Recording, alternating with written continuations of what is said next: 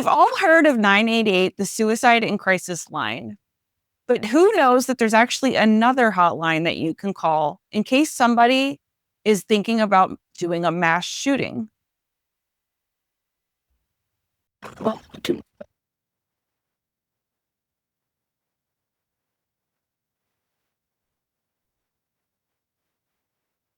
What if the darkest chapters of your life could become someone else's survival guide? I'm Tiffanie, survivor storyteller and host of True Crime Connections, where we turn pain into power and stories into sparks of hope. Every week, I sit down with someone who's lived through the unimaginable and found the strength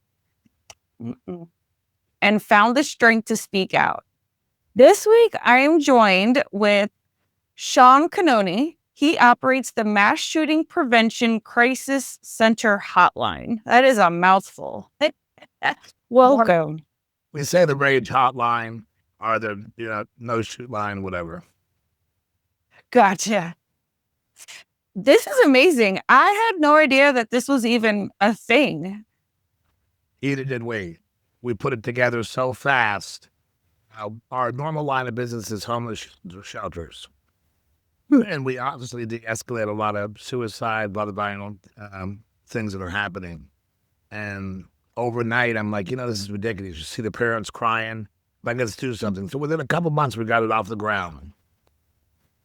Oh, wow. How many calls do you think, would you say that you guys get?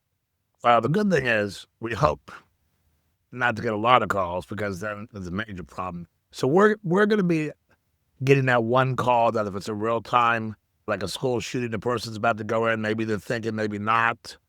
So we're not going to get a lot of calls. Now we may get some, we call that a hot call. We may get some calls saying, look, I'm being bullied at school, stuff like that. We get a lot of electronic communication. We've had a few calls so far, but more electronic communication than anything. Right. And obviously, these calls are just as serious as if somebody was calling the 988 suicide line. So these people are thinking about doing harm to others. Yeah. These people are suicidal like 90% of the time. So, and they crash like 2 months before the actual mass casualty event. That's what we got to say now, because now they're using cars, knives, whatever. So we got to say mass casualty event. But planning in that period, they usually have trauma already in their life. They've had past trauma. It wasn't addressed. And then more trauma hits them. In that 2-month period, they're planning on doing something very violent.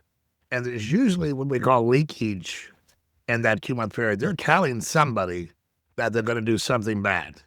People just got to catch it. People got to listen.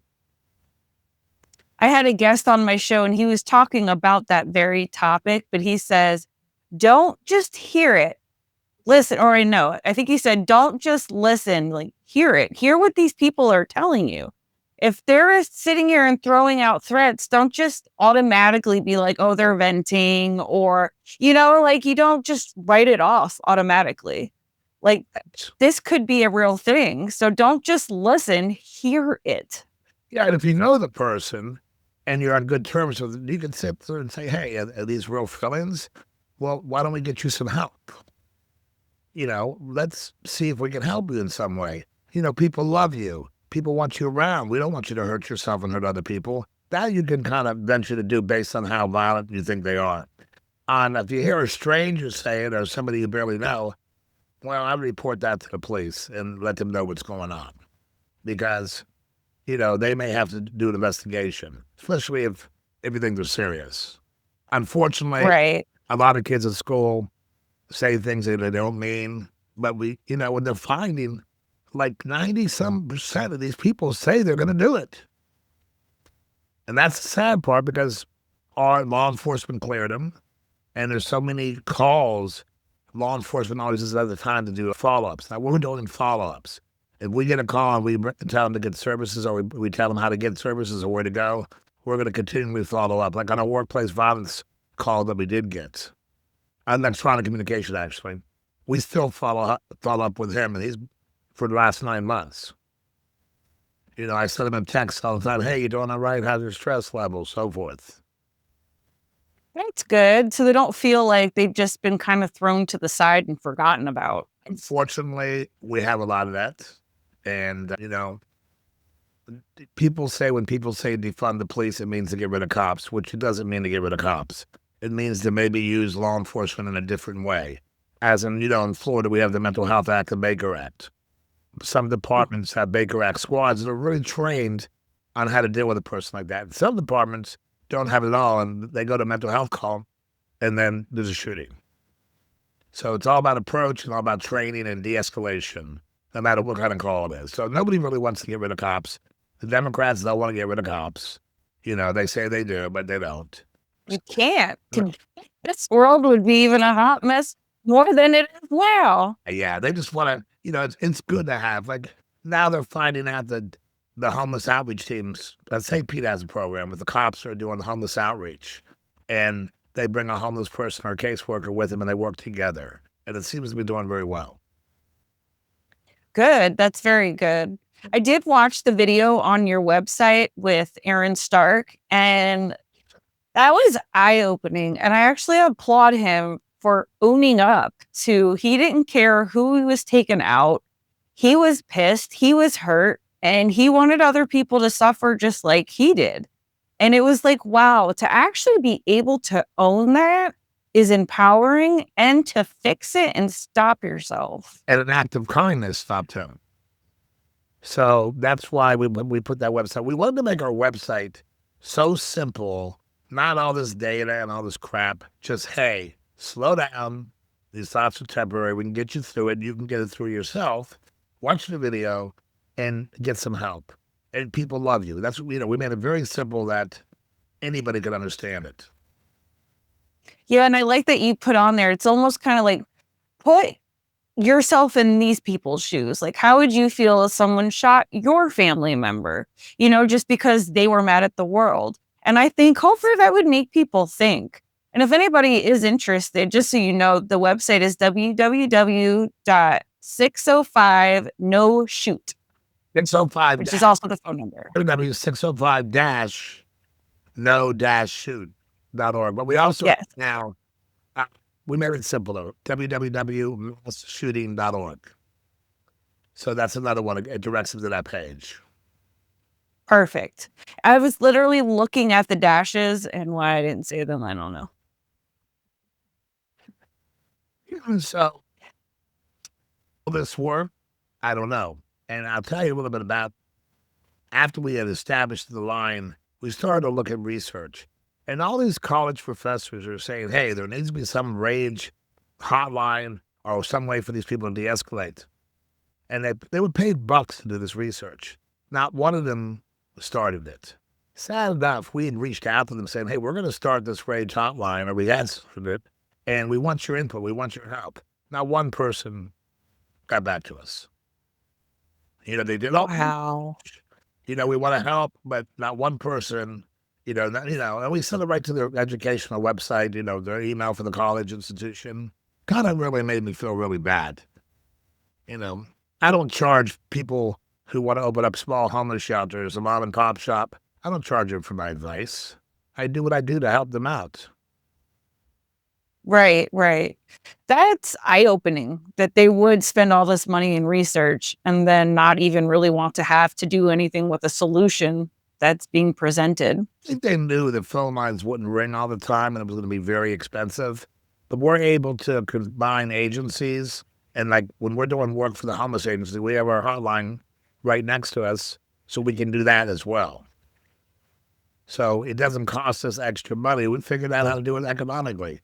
And then when we leave, like today at a doctor's appointment, I bring 3 phones with me. So, we can answer them if we're on the run, or then when I go to a hotel or something like that, I have a whole switchboard I bring with me. Oh, wow.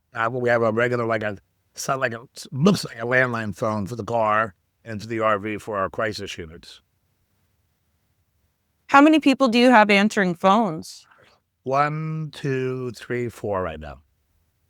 Gotcha. And for me, my bedroom has a switchboard right next to my bed. And then if that goes down for some unknown reason, I have 2 cellular backups. And then, of course, we keep a generator. And we have all the networks, all the internet providers. So If one goes down, we can get another one will jump to that internet provider. We don't want to miss. Okay. Right. I mean, that could be your only hope to stopping whatever might be happening. Do you have to have any like kind of certification or anything to like answer these calls? No, we all are pretty strong on how we de-escalated in the past. We got some training from some SWAT teams because, like, if a shooter does call us and we do talk them down, and it's an active shooter about to be, we're going to tell them what to expect. Okay, the cops are going to come at you. They're going to have the guns pointing at you. You know, if you have a jacket on, take it off. You know, put your gun far away from where you are. When you see the cops, pull up, lay on the ground. You know, and expect lights and sirens and loud noises and people shouting at you for, you know, all that stuff. So we want them to know. We want to keep the cops safe and obviously the shooter safe, because that's the whole idea of the thing, is to keep everybody safe. Right. Everybody wants to go home. Yeah, exactly. I think this is an amazing idea. I love it. And that's why I was like, oh, yeah, we got to talk about this on the show just so other people are aware. Is this going to be like nationally? Like it doesn't matter where you live? It's actually in all the United States and parts of Canada. Incidentally, if we get a hot call in action, real-time call, our 911 happens to be in Canada because they had better capabilities in the USA to transfer to any police department in America. And Really? Out of seconds, yeah. It's called Northern 911. We pay for that service, and they're fast. So if we get a call in Kentucky, and we know where the guy is and he's talking to us, I could say, connect me to this city in Kentucky, boom, and I put it right through. Very interesting. Yeah, they call them PSAPs. I think it was like 5,500 or 6,500 in America. But Canada really did good on this. That's amazing. I mean, I'm just really thankful that there are resources out here like this because there's so many people with mental health issues, drug problems, you know, just people who are sick of their lives and don't care who they're hurting on their way out. So the fact that there's resources to help people talk them down, maybe try to get them some help is very, very important. It's pivotal. You know, when you just said that, it makes me think. When I used to see these shootings on TV, I would be cussing out the TV and the person who did it, calling them evil, pieces of crap, scumbags. How dare you take a child away from a parent? What the fuck? Okay, it's like the worst thing in the world you could possibly do. And then when you look at it and see that these people have been to the system and they're not just getting the proper help and they're in a mental health crisis state, I don't think they're as evil as we think they are. So, you know, we don't want to be punitive. If people call us up, we don't want to say, oh, you're going to go to jail, because that's not no, we want to give them services. If we have a shooter and he doesn't want to put his gun down and we know where we are and you know where he is and he's about to shoot, we're going to call law enforcement ASAP, you know, to try to get the cops there faster or whatever. Maybe they can approach him. But the main thing is to be non-punitive and don't get them arrested, but more of a mental health act to, you know, keep everybody safe. Do you have a way to see like their exact location? We can use some technology that's available. If they, you know, we tell them in our TikTok promotional stuff, if you're afraid to call, go out and buy a burner phone. I don't want to know who you are if you don't want me to know. All I want to do is help you. And we want to keep that true. But if they do call, they don't block their number, and we did locate them, and they're not going to put the gun down and they're going to shoot them out of seconds, we're going to, you know, obviously we're going to call law enforcement.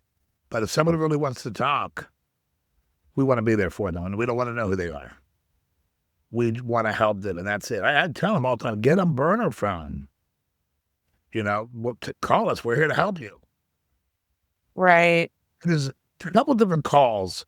You know, people can be radicalized online, you know, and become a terrorist. And maybe they're thinking, maybe I shouldn't do this. Maybe it's wrong. We'll try to appeal to those people.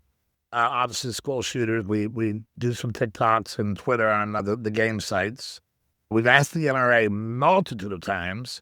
I got an NRA-15. I'm an NRA member, and I'm a Democrat. So but I don't believe guns is always what does it. Mental health is probably what does it. And we asked the NRA, can't you put our flyer and all your material? We're not after to stop guns. We're not against the NRA. We're people that need help that are crashing to get help. And they really didn't get back to us. It really shocks me because they always say it's not the guns, it's the person. Well, put your money where your mouth is, NRA. I'm not asking for money. I'm asking you to put our information out in your literature. Right. I mean, what harm is it going to do? You're not telling them they can't have the gun, but if you get the gun, something sets you off and you're like, oh shit, you have a backup. You have something to do. And you would think that all these different players would to help with such an important thing. It's just mind blowing how some of these companies work. It really is. And, there's basically a mass shooting every day in America. Most people don't understand that. But a lot of these shootings are maybe a disturbance in a nightclub or disturbance at a field. So, that is going to happen based on people's anger right then and there. They're probably not going to call.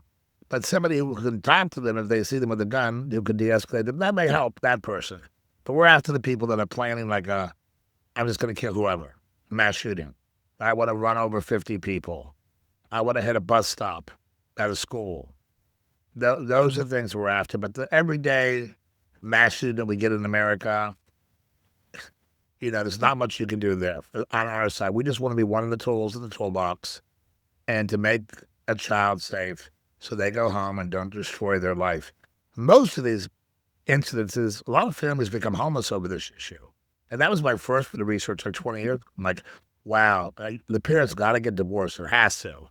And usually they get divorced, a lot of them.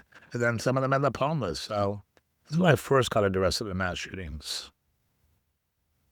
And it's sad. It really is. And it's preventable. Yeah, we got to do something. More has to be done. Yeah, for sure. We're not reaching the right people in think tanks to see what else could be done. I had thought, well, maybe when someone buys an AR-15, maybe there should be a law in Florida that you can buy the gun, but 2 law enforcement officers come for a second, go to the gun shop, say, hey, we're not interfering with you buying the gun, but we're just asking you, is everything okay? Are you having any problems? Can we get you help? That alone may be a good tool to put in the toolbox, but I don't know. I don't see it happening. Right. What do you need it for? I mean, I know some people aren't going to want to be like, oh, well, I need it for the, you know what I mean? Because privacy and everything. But we just want to make sure that you're not doing it to hunt people. Yeah, exactly. And, that's, you got to, they're going to get a permit in most cases. So that's public information. I don't know if the regular, like on shotguns, if that's reported to data banks or without public information, but just simply having 2 good cops to go there and say, man, are you all right? I don't want to know why you want to want the gun. It's not my business. I just want to know if you're okay. Right.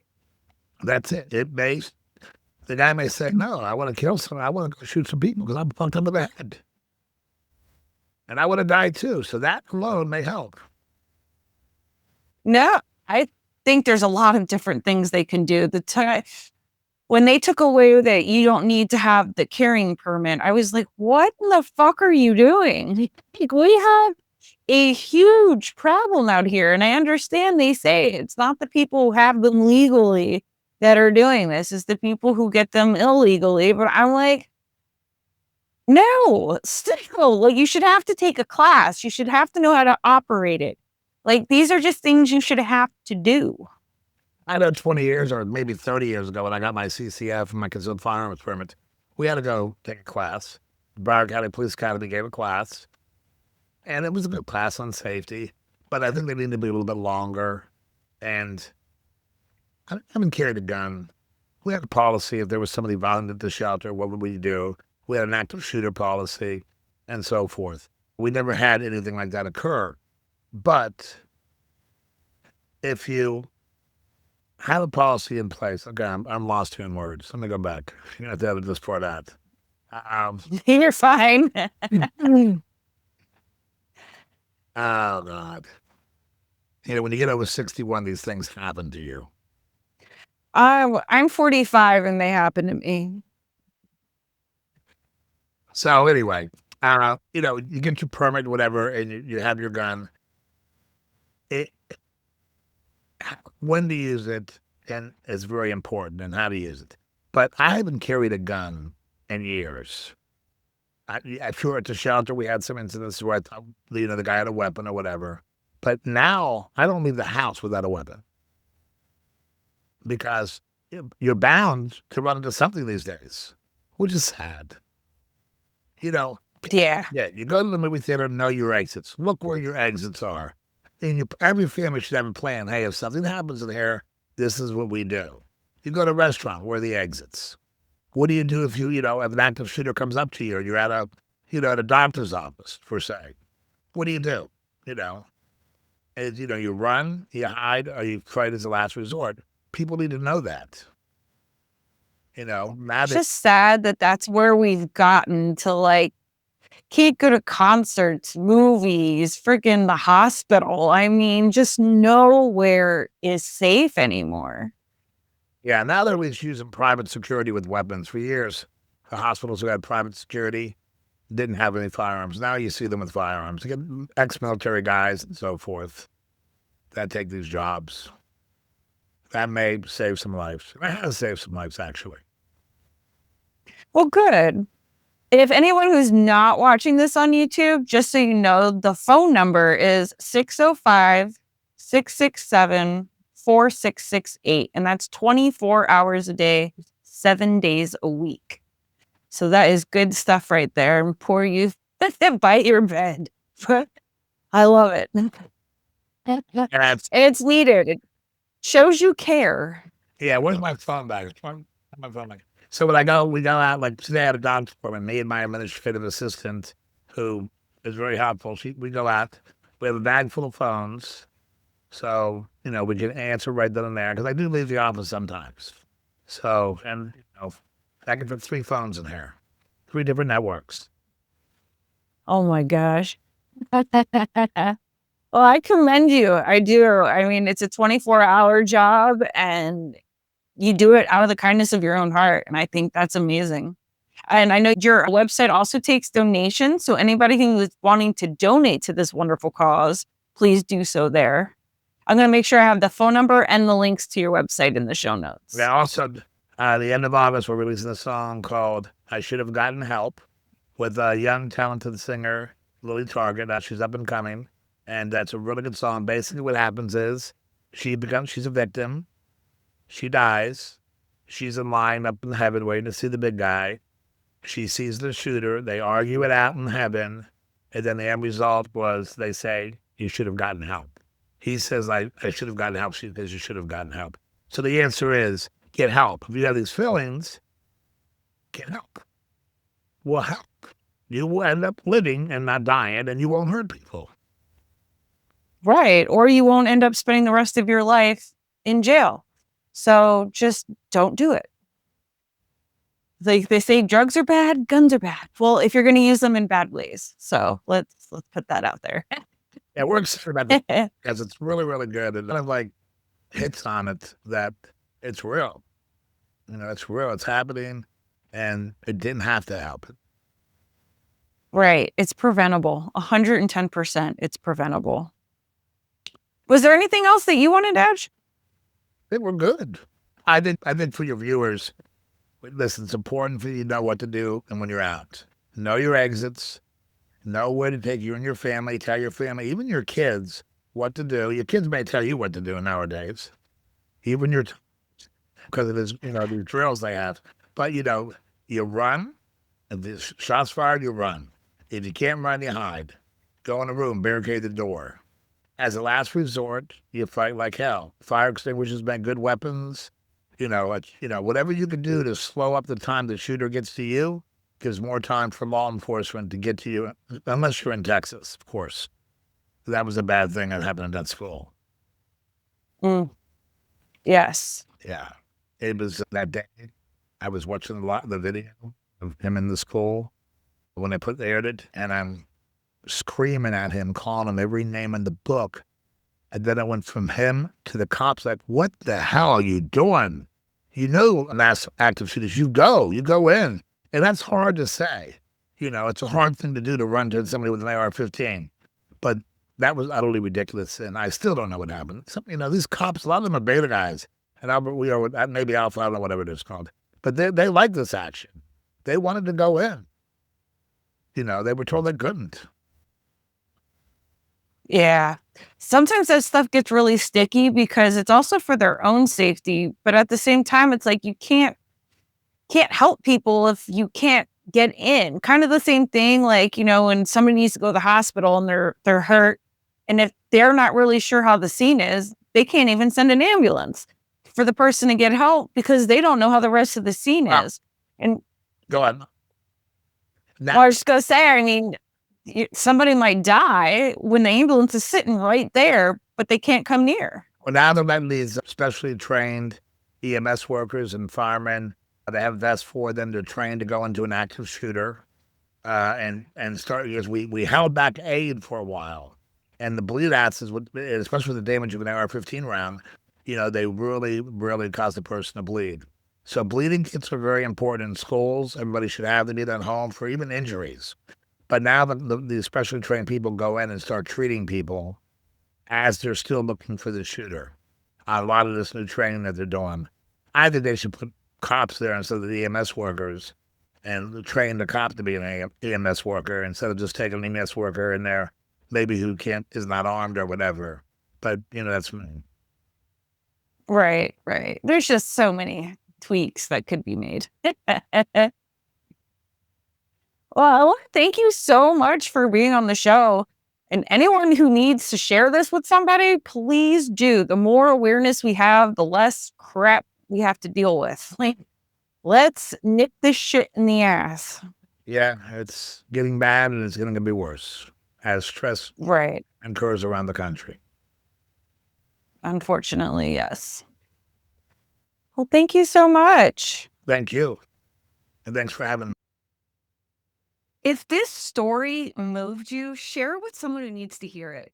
Don't forget to follow, rate, and review. It helps more survivors find our community. Do you want to be part of the conversation and share your story? Visit truecrimeconnections.com. Until next time, be safe, be seen, and never forget, your story has power.